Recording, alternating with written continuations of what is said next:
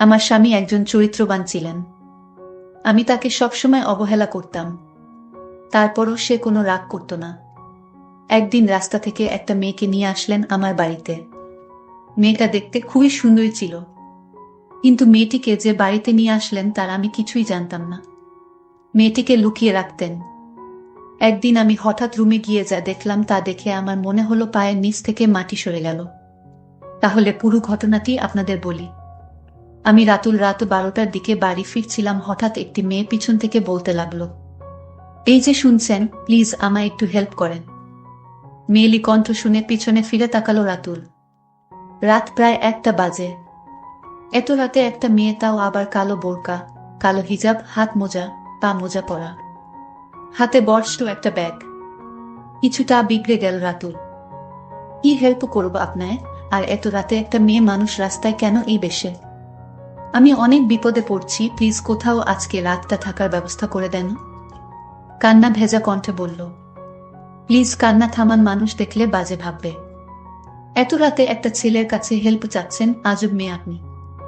বিপদে পড়লে মানুষ আজবই হয়ে যায়। আজব হন আর যা ই হন, আমি আপনাকে কোথায় থাকার ব্যবস্থা করে দিই বলেন? আপনার বাসায় আজ রাতটা থাকা যাবে, বিশ্বাস করেন সকালে চলে যাব। এই মেয়ে, তোমার কমন সেন্স আছে? এত রাতে মেয়ে নিয়ে বাসায় গেলে আব্বু আম্মু আমায় কুইটটা লবণ দিবে। আমায় কোনোভাবে হেল্প করা যায় না? হেল্প হেল্প করতেছেন, এত রাতে বাসা থেকে বের হয়েছেন কেন? ঠিকানা কোথায় আপনার? বাসার ঠিকানা দেন, আমি বাসায় পৌঁছে দেই। বাসায় যাওয়ার হলে আর এত রাতে রাস্তায় থাকতাম না। আমার পরিবারে আপন কেউ নেই, সৎ মা বাবা নেই। তাহলে আমি হেল্প করতে পারব না। হাঁটতে শুরু করলো রাতুল। মনের ভেতর খচখচ করতে লাগল। মেয়েটা হয়তো খুব বিপদে পড়ছে, নয়তো কি অপরিচিত কারো কাছে এত অনুরোধ করে। এখন তো রাস্তায় বখাটেদের অভাব হবে না যদি মেয়েটার কিছু হয়। এই ভেবে আবার পিছন হাঁটতে লাগল। আরে এখানেই তো ছিল, মেয়েটা কই গেল? আশেপাশে খুঁজতে লাগল। দেখে মেয়েটা দেয়ালের আড়ালে বসে আছে। এই যে শুনছেন, আমচকা কারো ডাক শুনে হকচকিয়ে উঠে মেয়েটা। দেখে ওই ছেলেটা আবার আসছে। আপনি আবার কেন আসছেন? আপনার নিতে আসলাম। ইচ্ছা হলে আমার সাথে চলেন। রাতটা থেকে সকালে চলে এসেন। মেয়েটা কেঁদেই চলছে। প্লিজ কান্না থামান, চলেন আমার সাথে। বিশ্বাস করেন আমার মনে কোনো অন্য মতলব নেই। আমি সকালেই চলে আসব। আমি কি বলছি, আপনার মনে অন্য মতলব আছে। হাঁটতে শুরু করল দুজন। আমার ব্যাগটা একটু আপনার হাতে নিবেন?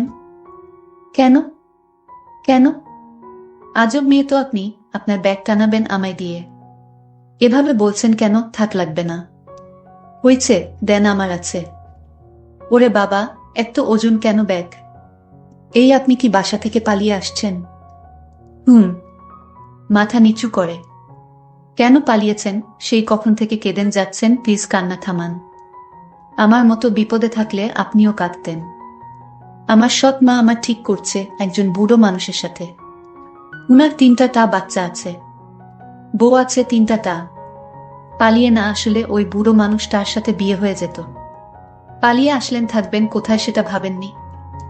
আত্মীয় স্বজন কেউ আছে এখানে? আত্মীয় স্বজন থাকলে কি নির্লজ্জের মতো আপনার হেল্প চাইতাম?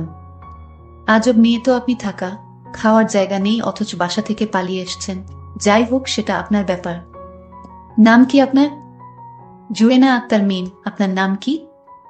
হায়দার হোসেন রাতুল। আচ্ছা, আমি কি আপনার বাসায় থাকবো আজকে রাতে? বাসায় না তো জঙ্গলে থাকবেন? আমায় বিশ্বাস না হলে রাস্তা মাপেন। বিশ্বাস না হলে কি হেল্প চাইতাম? আপনার বাবা মা যদি কিছু বলে? বাবা মা এখন মনে হয় ঘুমিয়ে গেছে। যেভাবে হোক ম্যানেজ করব, আপনার ভাবতে হবে না। আমি আর হাঁটতে পারছি না, হাত পা অবশ হয়ে যাচ্ছে। গাড়ি ডাকলে ভালো হতো। বাসার সামনে এসে গাড়ি খুঁজেন? মানে? মানে আপনি এখন আমার বাসার সামনে দাঁড়িয়ে আছেন। আপনি একটু আড়ালে দাঁড়ান, আমি দেখে আসি বাবা মা ঘুমাইছে কিনা। আচ্ছা। বাসার ভিতরে ঢুকল রাতুল। বাবা মা ঘুমিয়ে গেছে। যাক, আল্লাহ রহমত করছে। এই আসেন, আস্তে আস্তে পা টিপে টিপে হাঁটবেন, কোনো শব্দ যেন না হয়। আচ্ছা। এই আপনার পায়ে কি পায়েল পড়ছেন? ঝুনঝুন শব্দ হচ্ছে। হ্যাঁ, মোজার নিচে পায়েল। আমি খুলে ফেলছি, ওয়েট। বাব্বা, মোজার নিচে পায়েল।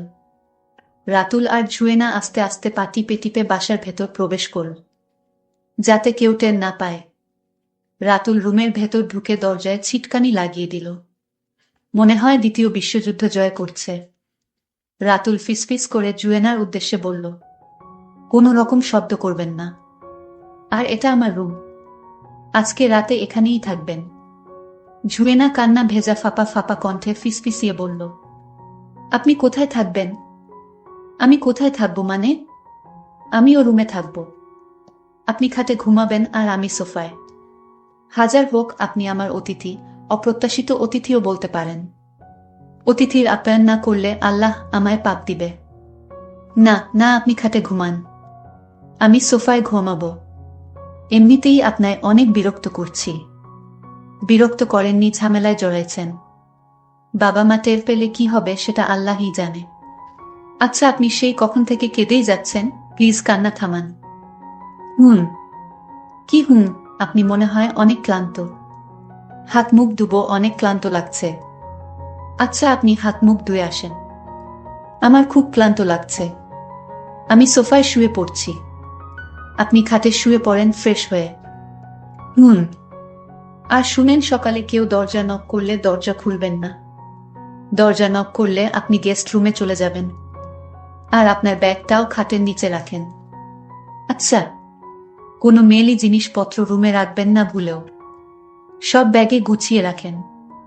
কালকে সকালে চলে যাবেন কিন্তু। দেখতেই তো পাচ্ছেন কত রিস্ক। চলে যাব? আমার বউ তার বাপের বাড়ি গেছে, কালকে দুপুরে চলে আসবে। এসে যদি আপনার এই রুমে দেখে তাহলে একদম মেরে ফেলবে। কি আপনার বউ আছে? কেন, আমার বউ থাকা কি অস্বাভাবিক কিছু? না, সেটা বলিনি। যাই বলেন। যান, ফ্রেশ হয়ে শুয়ে পড়েন, আমার খুব ক্লান্ত লাগছে, এখন ঘুমাবো। রাত প্রায় 2টা বেজে গেছে। সকালে উঠে আবার অফিসে যেতে হবে। জুয়েনা হাত মুখ ধুইতে গেল। রাতুল সোফায় শুয়ে পড়ল। লোকটা কত ভালো, আমার জন্য কত রিস্ক নিল। এমন ভালো মানুষও এই যুগে আছে। লোকটার ভেতরে খারাপ কোনো দৃষ্টিভঙ্গি নেই। এসব ভাবতে ভাবতে তাড়াতাড়ি হাত পা ধুয়ে নিল। খুব ক্ষুধা পেয়েছে। কালকে দুপুরে ভাত খেয়েছে, এখন পর্যন্ত এক ফোঁটা পানিও মুখে দেয়নি। আবার খুব কান্না পাচ্ছে। চিৎকার দিয়ে কান্না করতে ইচ্ছে করছে। কান্না করলে বুকের ভেতরটা হালকা হতো। এমনটা হবে জুয়েনা কখনো ভাবতেও পারেনি। আজকের এই রাতটা হয়তো কখনো ভুলতে পারবে না। মাথার ভেতর দাগ কেটে থাকবে। লোকটার কালকে দুপুরে সকালে চলে আসবে।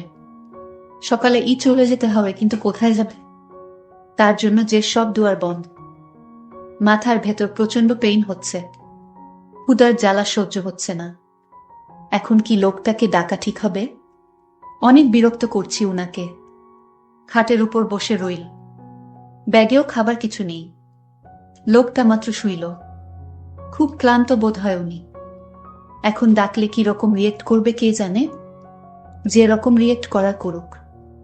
বিপদে পড়লে সব রকম রিয়েক্ট সহ্য করতে হয়। বিপদটা নিজের ভুলের কারণে হয়েছে, তাই সব রকম পরিস্থিতি নিজেরই ফেস করতে হবে।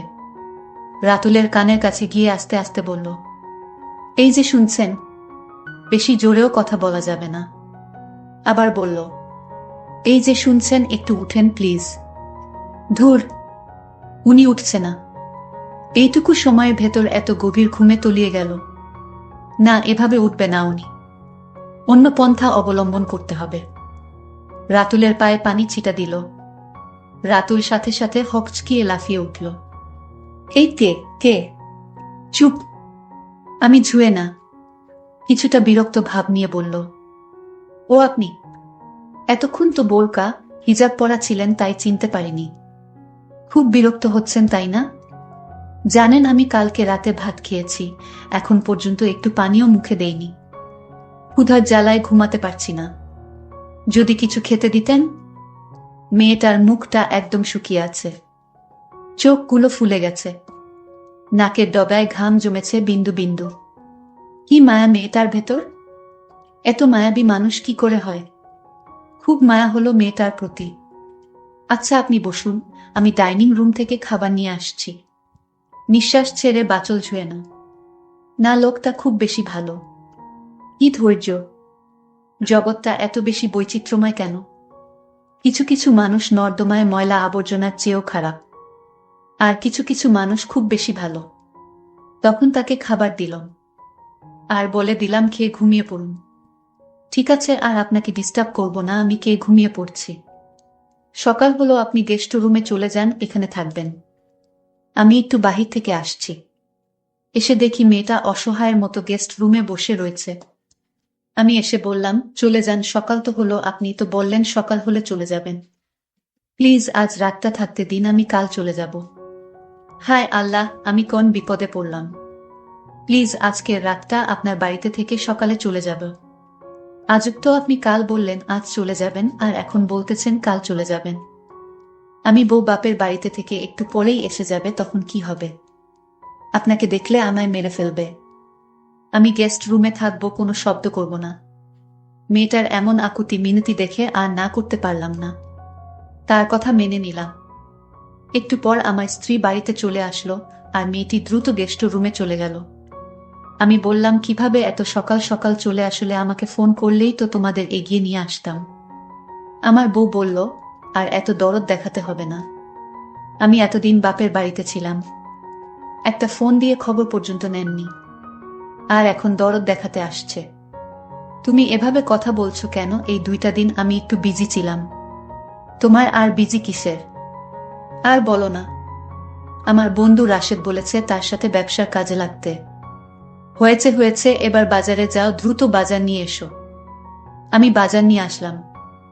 আমার বউ রান্না করতে গেল রান্নাঘরে। আমি এর ভিতরে একবার গেস্ট রুমে গেলাম, গিয়ে দেখি মেয়েটি ঘুমিয়ে আছে। আমি আস্তে আস্তে ডাক দিলাম, এই যে শোনেন। তখন জুয়েনা বলল, আমি ঘুমাইনি, আমি আপনার এবং আপনার স্ত্রীর কথা সব শুনেছি। আপনার মতো এত চরিত্রবান স্বামীর সাথে এরকম আচরণ করে আপনার স্ত্রী। আচ্ছা আপনি জানেন আমি একটা নরকে আছি। আমার বাবা মা পছন্দ করে আমাকে এই মেয়েকে বিয়ে করেছিলাম, কিন্তু আমি আমার মনের মতো স্ত্রী পাইনি। হঠাৎ স্ত্রীর ডাক পড়ল। আমি আস্তে করে ওয়াশরুমের পাশ দিয়ে বের হয়ে গেলাম। আমার স্ত্রী বলতে লাগলো, তুমি ওয়াশরুমে ছিলে নাকি গেস্ট রুমে? আমি বলেছি গেস্ট রুমে গিয়েছিলাম, আমার একটা পুরাতন ব্যাগ খুঁজতে। ও তাই? ঠিক আছে, এখন রাতে খাবার খেয়ে নাও। তুমি খেয়েছো? খেয়েছি। এত ব্যান ব্যান না করে খেয়ে নাও। স্ত্রীর এরকম কথা শুনে কারো গলা দিয়ে ভাত নামবে না। তারপর আমার স্ত্রী যখন ঘুমিয়ে পড়ল, আমি কিছু খাবার নিয়ে গেস্ট রুমে চলে গেলাম। তারপর জুয়েনাকে বললাম, নাও চুপচাপ খেয়ে নাও। তুমি খাবে না? না, আমি খাবো না। তুমি খেয়ে নাও। জুয়েনা আমাকে বলল, ঠিক আছে, আমিও ভাত খাবো না যদি আপনি না খান। না, তুমি কি বলছো? তুমি আমার কে? মনে করো আমি তোমার একজন আপনজন। জুয়েনার কথাগুলো শুনতে আমার খুব ভালো লাগতো। আমি জুয়েনাকে বললাম, আচ্ছা, তোমার কেমন ছেলে পছন্দ বলো, আমি তোমাকে বিয়ে দিব। আমার কেমন ছেলে পছন্দ জানতে চান? যদি বলি আপনার মতো। ও তাই জুয়েনা, আসলে আমি তোমার কথার মায়ায় পড়ে গেলাম। আমরা এসব গল্প করছিলাম। আমার স্ত্রী পাশ থেকে সব শুনে ফেলেছে ততক্ষণে। আমার স্ত্রী জুড়ে চিৎকার করে এলাকার মানুষ দিয়ে বাড়িতে ভিড় জমিয়ে ফেলেছে। জুয়েনা বলল, এখন কি হবে? কিছু হবে না। এলাকার মাতবর এসে আমাকে জিজ্ঞেস করল, তোমার ঘরে এই মেয়েকে কতদিন পর্যন্ত লুকিয়ে রেখেছিলে? মাতবর সাহেবের জবাবে আমি বললাম, কারো সম্বন্ধে ভালো করে না জেনে বাজে মন্তব্য করবেন না। এই মেয়েটি বিপদে পড়ে রাস্তায় কাঁদছিল রাত 2টার দিকে। আমি তাকে আমার বাড়িতে আশ্রয় দিয়েছি। এটা কি আমার অপরাধ? এলাকার লোক বলল, ভালো কথা, আশ্রয় দিয়েছে, কিন্তু তাকে লুকিয়ে রাখলে কেন? তার জবাবে আমি বললাম, আমি তাকে লুকিয়ে রেখেছি আমার স্ত্রীর জন্য। কারণ আমার স্ত্রী যদি অনুমতি নিতাম তাহলে কোনোদিন মেয়েটাকে আশ্রয় দিত না, আর তাই তাকে লুকিয়ে রেখেছিলাম। এটা আমরা মেনে নিতে পারলাম না। মাতবর সাহেব না মেনে নিতে পারলে আমাকে কি করতে হবে বলেন? তোমাকে এর শাস্তি হিসেবে এই গ্রাম ছাড়া হতে হবে। এলাকার সব মানুষ বলাবলি করতেছে। হঠাৎ করে জুয়েনা বলে উঠল, মাতবর সাহেব, আমি রাতুলকে বিয়ে করতে চাই। রাতুলের মতো মানুষ পাওয়া এই যুগে ভাগ্যর ব্যাপার। যদি রাতুল চায় আমি তাকে বিয়ে করতে চাই, তবু রাতুলকে গ্রাম ছাড়া হতে দিব না। কারণ রাতুল সৎ আদর্শবান ব্যক্তি, তার মতো ছেলে বউ হওয়া ভাগ্যর ব্যাপার। আমি তো অবাক হয়ে গেলাম জুয়েনার কথা শুনে। এইদিকে আমার স্ত্রী বলল, তোর কত বড় সাহস, তুই আমার স্বামীকে আমার কাছ থেকে কেড়ে নিতে চাস? রাতুল বলল, আমি তোমাকে রাখতে চাই না, তোমার সাথে সংসার করে আমি জাহান্নামে জ্বলছি। তোমার মতো দুশ্চরিত্রা নারীকে এ বাড়িতে রাখবো না। এতদিন সহ্য করছি, আমার মা বাবার দিকে তাকিয়ে আর সহ্য করব না। তুমি এ বাড়ি থেকে চলে যাও, আমি ডিভোর্স লেটার পাঠিয়ে দেব। দর্শক বন্ধুরা, তোমরা হয়তো ভাবতেছ যে আমি জুয়েনাকে পেয়ে আমি আমার স্ত্রীকে ডিভোর্স দিচ্ছি। এটা তোমাদের একেবারে ভুল ধারণা।